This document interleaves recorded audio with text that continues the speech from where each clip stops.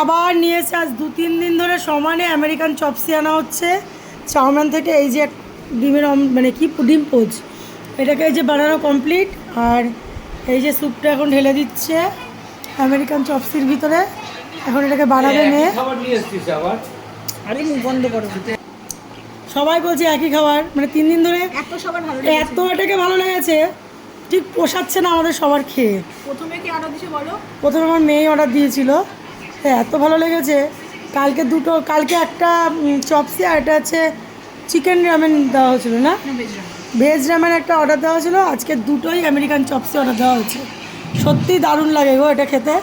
আমাদের যে লোকনাথ বাবু খায় না তারও ভালো লেগেছে, তাহলে বলতে হবে সত্যি এটা সুন্দর খেতে। বলো, ওর বোনেরও ভালো লেগেছে, আমার তো হেভি সুন্দর লেগেছে। আমার সবই ভালো লাগে, যদিও বা আমি সবই খাই।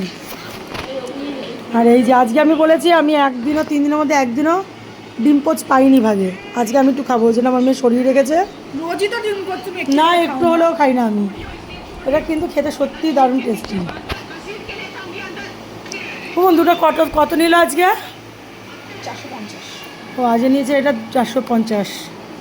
ওই যে আবার চপস্টিক দিয়ে ধরছে, দেখো না কায়দা বোন।